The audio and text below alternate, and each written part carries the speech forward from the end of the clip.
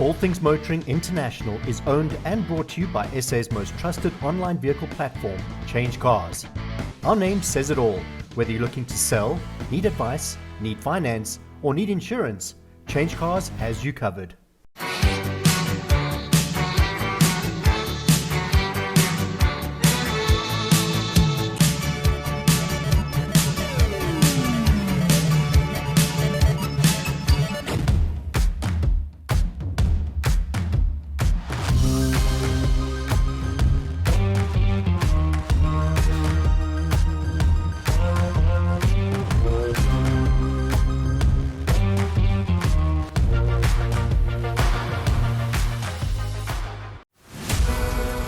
Coming up this week on All Things Motoring International, we head to the Vaal car show and Ernest takes a trip back in time with a Honda Retro review.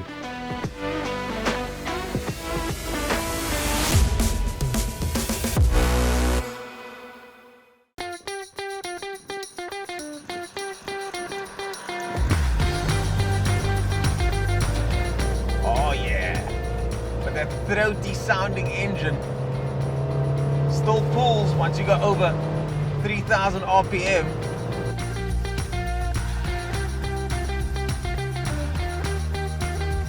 Before there was Civic and before there was VTEC, there was this, the Ballade. And I'm not talking about the watered down Ballade of the current age. I'm talking about this, the 1983 model. My name is Ernest Page and this is Retro Review.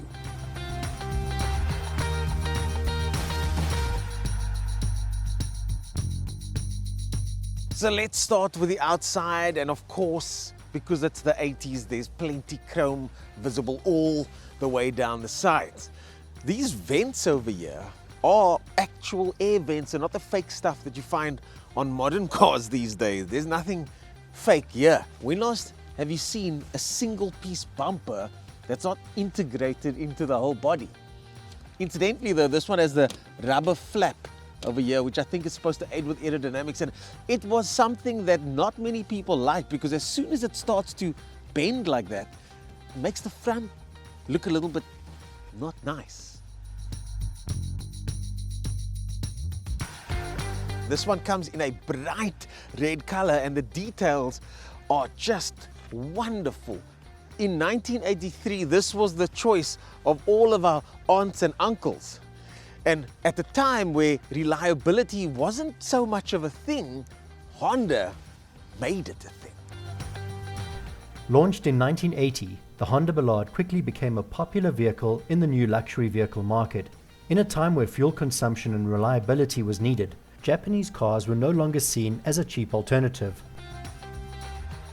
How many of you knew this before right now? I know I didn't. I had no idea these folded forward like this, and underneath here you'll find Honda's 1.3 litre carburetor engine. All over the world there were various iterations of this depending on which country you went to. In South Africa there was only one model sold, and that was either manual or automatic. The name Ballade was taken from the French word for a ballad because it had an upmarket sound which appealed to the target audience.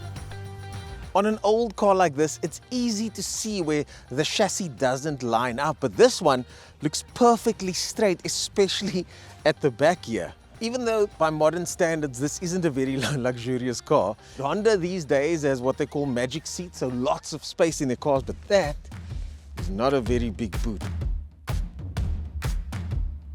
So forgetting for a moment that this car's interior is absolutely mint, you've got a lovely 4-spoke steering wheel over here with a nice little hooter. I like the seating position, it's not bad, but just like most old cars, the shoulder is so low. I mean, you can see my whole upper torso from inside here. Then what else do we see? Luxury appointments. You've got a demister button over here, which is very nice. It's even got a light attached to it. This one's got air conditioning, folks. No power steering though, but still aircon. And when last have you seen one of these? A choke pulley. Other luxury appointments include this rear view mirror adjuster over here. Then you've got an internal light where the switch of this internal light is still like new. Amazing. In fact, many of the things in this car feel like new. Even this quartz clock over here. Wow.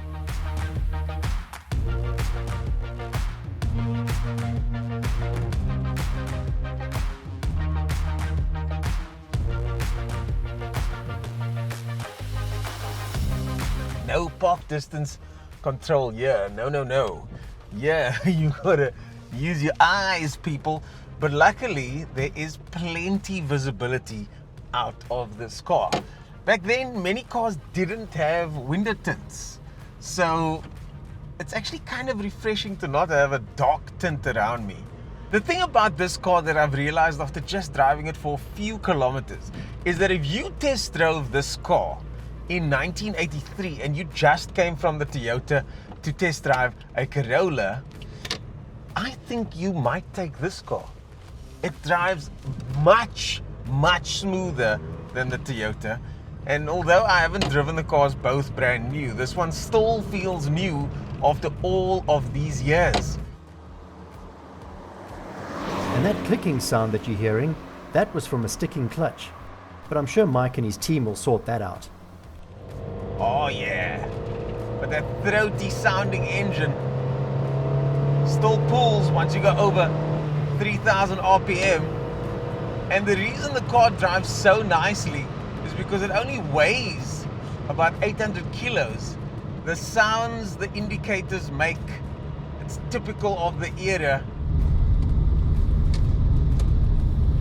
And this one over here has all the switch gear. You've got the little hazard switch over here. This one doesn't have leather seats or anything. It does have pleather on the side of the seats, but these seats still look good. And because this was what looks like a minimal owner car, it's only got 85,000 on the clock, these seats are still plush and new, along with pretty much everything else in the car. Even the roof looks nice. The gear lever operation is, it's spot on. Yes, you get play down the middle, but it's not more than it should be. This is probably what the car felt like from the factory. And don't get me started on the fact that this was a 5-speed, people. Not 4 on the floor, not 3 on the tree. This is a 5-speed gearbox, the most modern technology available in 1983. Honda built its reputation on reliability, and in fact, this car was built in the UK as a Triumph. And it was so reliable, in fact, that it was the most reliable Triumph ever. But then, in the 80s, Honda went on to do the next generation with the pop-up lights and all the other iterations of the Ballade that became very popular in South Africa. And remember, there was even a joint little Mercedes-Honda collab that happened later on with the AMG Honda. The dials on the dash are clear, crisp and concise, and this car is exceptionally well looked after. There is not a crack on any of the dashboard parts. In fact, there's not a tear on the seats, not on the leather here, but the gear lever. The styling on this car was always a little bit dinky, wasn't it? It wasn't the coolest looking car of the time. And now looking back, it does look quite American actually. And Honda has gone on to dominate the American market, so maybe that's a job well done. But the fact that this was made in Europe is quite strange as well. Direction changes are quick, and if I needed to swerve for something, I probably could. The suspension even feels good and progressive, and it allows you to shift that minuscule amount of weight from side to side. So I would imagine in its day, this was also quite a safe car on the road. No airbags here though. All you have is a nice hard piece of plastic to smash your face on. But there'll be none of that happening today. I feel like a car like this isn't supposed to drive fast. It's supposed to be a city runabout, but when you're driving it like I am right now, really slow and measured, it's also supposed to be good. And it is. The back seats are a little bit cramped, but the kids are small. Thankfully now, in this 1983 year, there's a new kid in town. If you wanted reliability and dependability, you didn't just have to get a Toyota. You could have got a Ballard.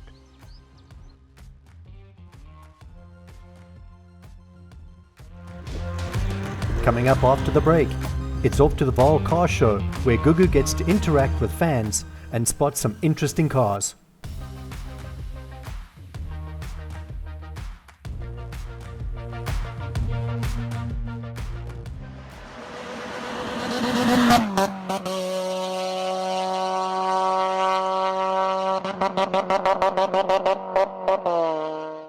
Are you looking to sell?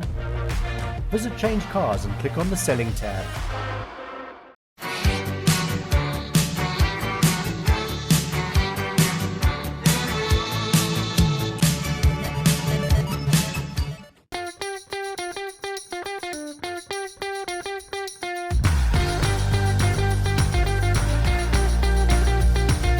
It is spring day out in Joburg today, and we have traveled far to get to where we are. We are at the Bikers Race Bar out in Vaal Park, and I've had a sneak peek of what's going on inside. So I've seen a few V8s, I'm excited. I've seen a dragster with fat tires. I've seen a Chevy Impala. So there's a big mixture and combination of different cars. It's going to be a good one. It's exciting. Let's go have a look.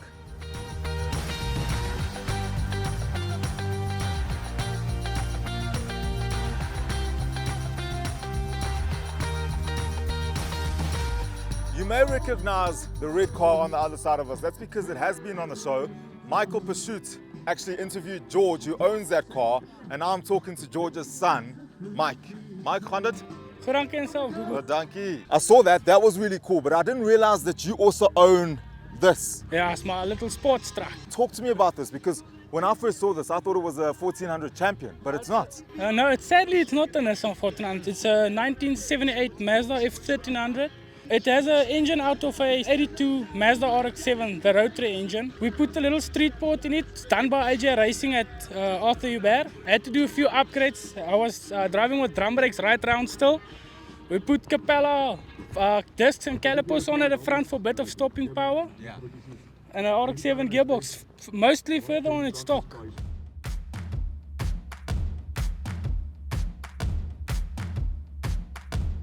Mike, tell me about your family's love for cars, because clearly it runs in the family. Your father has that, you have this. What's the story there? No, my dad was a car guy from a young age. So car shows, if there's one, we go. We enjoy the hobby together. It's a fun hobby to have. It's expensive, but it's a fun hobby to have. Now, when it comes to preparing for like a show like this, what are you doing? Do you clean? Do you polish? I jack it up, then I take the wheels off. I wash the wheels inside. I wash it at the bottom. This bucket takes me about 3 hours to wash. Really? To wash and polish, and I do that process with every single one of our cars. Because if you protect the car's paint like that, it will last you forever. Why is it so long? Is that like a different? I've never seen this before. This is you got the Mazda F1000, the short wheelbase. Then you got the F1300. This was the last of them. The long wheelbase, yeah. Okay, so I'm assuming, Michael, that you obviously don't use this thing to carry goods and put tafels in the back. Not at all. That's why I got my daily driver shop truck. This is a speed truck. This is the speed truck. Do you drag race this? Plenty of times. What sort of times are we doing with this? On the quarter mile, it's a stock setup. On the quarter mile, I did a 16.7 with 132 km/h exit speed, and it's a stock setup. Okay, so you talk about stock, Mike. You haven't done anything to the engine. You just dumped the rotary engine in here? We did street port the engine, and we put the electronic distributor in it and the electronic ignition. I sat in his car just now, and I'm not the fattest guy around, but I did struggle to get in and out of those seats you've got in there. They're a bit tight, those Formula designs. But they keep you intact. That's why they're in there to stop me from rolling around. Okay, so we're going to go for a spin. Are you We're going to go for a spin, me and you.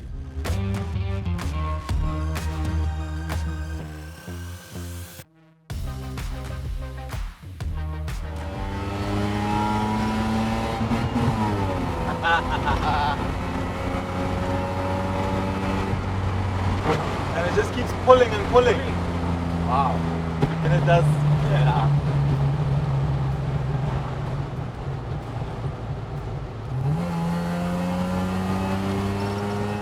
Michael, thank you so much for taking me for a spin in this thing. It's a big pleasure, Gugu. Now I understand what the rotary craze is all about. They just pull.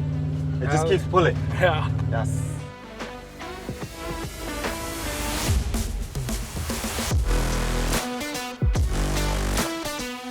Ever seen a burnout gender reveal? Neither did Gugu.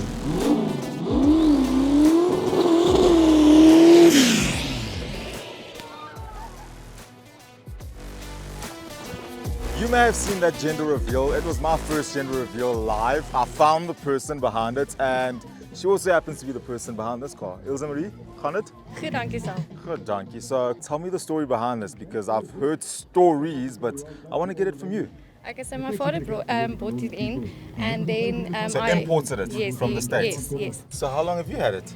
yes. 4 years. 4 years now. Yes, 4 years. Chevy Impala, my first time seeing a Chevy Impala live. So I know it's a big car, I know it's intimidating, but you actually drive it. Not really. Not really? Not really. No, it's too big. It's, It's too big. it's too big. Look, Yes. keep it safe, and I'm sure, I mean, right now, I'm sure it's worth a lot, and it's worth more to you because it Yes. came from your father, right? Yes. Yeah. Yes, he did. Do you have a name for the baby yet? Yes, we do have. Okay, I can give you a second name. Okay. Google.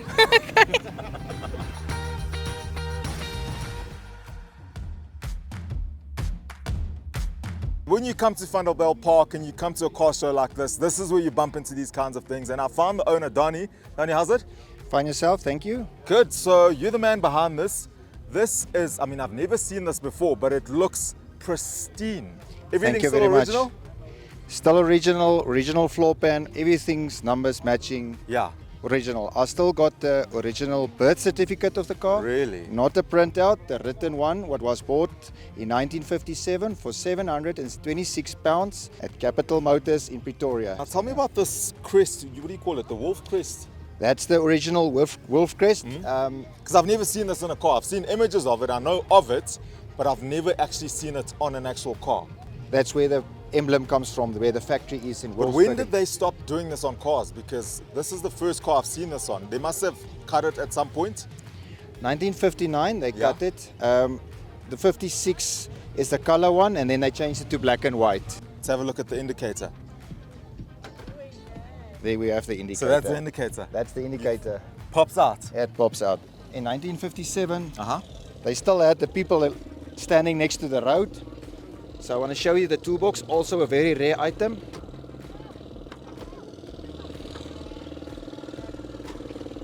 You still have the original toolbox, the tire, everything, spare tire. Yeah, the spare tire is the original 1957. Wow. I still have the guy that sold the car.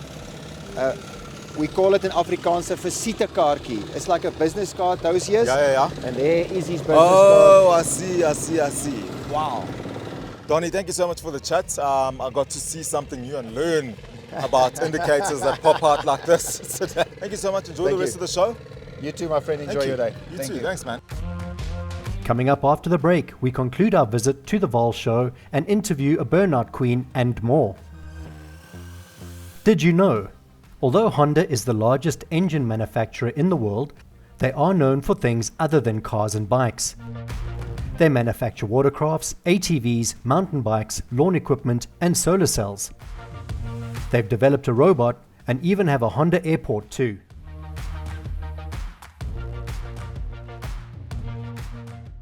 Are you looking to sell? Visit Change Cars and click on the Selling tab.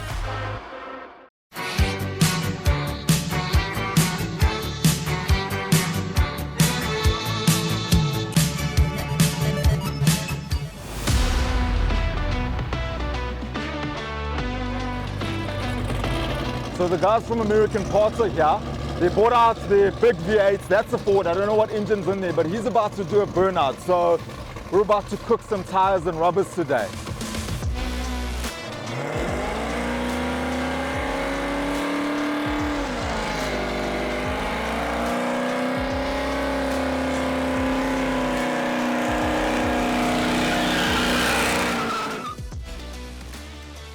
I'm chatting to Tannie Zellner, the burnout queen. Tannie, gaan het? Baie goed, dankie. Good. So this is your Ford Taurus. Yes. This has been running in your family for a while. Tell me the 40 story. years. 40 years in the family. Yes, yeah. So where did it start? First was my dad's. Yes. And then it went to my brother. Then my sister, then I got it. Then you got it. Yes, 6 years ago I took her and then I just rebuilt it. What engine is in here? I know it's a V8 because we were rumbling and making a lot of noise and Yeah. burning a lot of rubber there. Yeah, I've got a 383 Chevy in here. So I called it a Ford with brains. A Ford with brains. Yes, so she's got a Chevy engine in it. 5.7 litre. 5.7 litre. Yes, but it's been stroked, so it takes it to 6.2 litre. Okay, so that's a big Chevy engine. And Chevy engine. Actually, the secret on my engine is the heads. Okay. From factory, they guarantee me 100 horsepower just by putting on the heads. Oh, just by putting different heads Just on. heads. So tell me about this. Okay. Let's move closer. Okay, I actually put it in loving memory of my father, Volpet, and Jaco, my husband, and That's my two beautiful. sisters. Yeah. That is beautiful. And, no fear, no limit, no regret. No limits, no fear, no No regret. regret. That is beautiful. So Yes. this is paying tribute basically Yeah. to the people To in your them, life. yeah, yes, correct. And it's going to stay in the family. Yeah, absolutely. From me, it goes to my daughter. Is it? That's Also lovely. a speed freak. But you're a big motoring person then. It must run in the family. Yes, absolutely. Yeah? From my father right down to my daughter. Tani, it's been lovely chatting to you. It's a lovely, beautiful story. And next time I see you, hopefully you'll be doing more burnouts. Yes. More rubber on the more ground. rubber.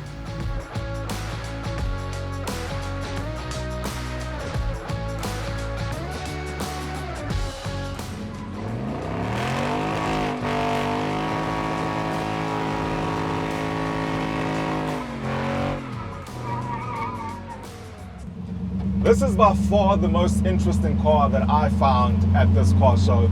I'm chatting to the owner of the car, Ernest. Ernest, gaan het? Good and you? Oh, dankie. What inspired you to build this? Because there's nothing like this. I haven't seen anything like this. For a very long time, looking out for a project Yeah. and not something specifically. Actually, on this road there's a plot, and this bakkie was standing there. So what would you have seen? I mean, people for 25 years, people drove past this and saw nothing because it was just an old, Yeah, you see just the windowless car. What did you see in it? people building rat rods. They like to use Chef and Ford, and this is a Yeah. Toyota. Oh, is this a Toyota? Even some, yes, this is a Toyota Stout. Yeah. Kijk, a rat rod is an American thing. Oh, is it? What is a So- rat rod for those who don't know? I don't know what a rat rod is. It's a rusted car with Oh, a I V8 and. I see. Is this original rust that we're seeing here? Or is it rust that you created? No, the fenders and the cab itself was rusted. Yeah. The bonnet I've built myself, and Okay. the rear fenders I also built myself. But you know what I love about your car, Dennis, is that everything is unique. The steering wheel is a chain. It's made out of chains. The mirror is unique. Your tail lights are pistons. I didn't do anything on my front suspension. Okay. It is still the old school front suspension. And how strong is this Lexus engine in here? How powerful is it?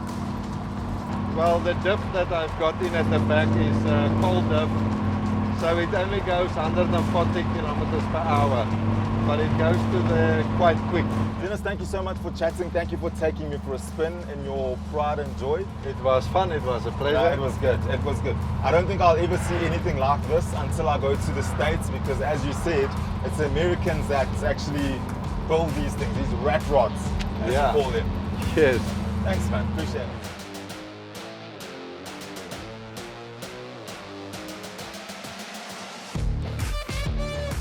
I'm chatting to the organizer of this beautiful event, Leon. Ja, Hoe gaan het? goed dank jezelf. Good. You also speak, is it Xhosa, right? Ja, het is Xhosa. It is Xhosa. Yeah. Tell me about this event, How many cars do you think there are here today? Well, the cars, I think there's about On 40, show. 42 on show. Yeah. And then there are some new cars also on show, but they just the brand names that advertise here. Is this always held at the same place here at the Bikers Race Bar? No. This Does is. it move around? Yeah, it's moved around. We were in 2000. We had the biggest show in the country. Then in 2008 we moved around a bit, and then of course 2000 the COVID closed us down. So now we've restarted just to say get the spirit of heritage To get it moving started again. Yeah. To get it started. Well, look, I think it's been a mega success. Beautiful cars, lovely atmosphere, lovely people. I think today you have picked up the spirit, Leon. Oh, thank And you we'll- very much We'll be for back that. again next year if you put together another Yes, we're going to put the next couple will be here. one. Thank you so much for chatting. Thank you very much.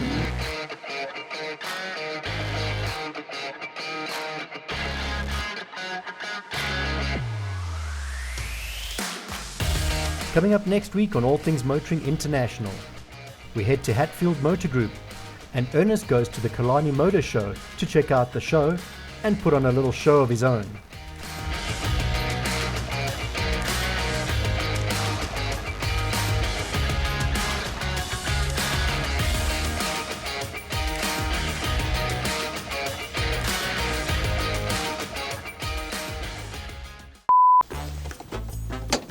Oh, wow. Now, it's not often that you find or see a convertible Beetle, but obviously if you come to Vanderbilt Park and a car, first moomish of the day. How many of you knew this before right now? I know I didn't. I had no idea these folded forward like this. And underneath here, you'll find Honda's 1.3 litre. First impressions is it looks absolutely clean. Yeah. I could make eggs and eat off of here. Yeah, easy. Yeah, easy. Beautiful, thank you so much. Thank you. Have a lovely Pleasure. day. You too. Thank you. I didn't just do you. You looked like you wanted to shake your hand or something. Yeah, I did. Then I'm like, it's a... Something better. Okay, yeah. Do you need any motoring advice? From where or what to buy and where to sell? Visit the All Things Motoring International website and click the Advice tab to ask Mikey.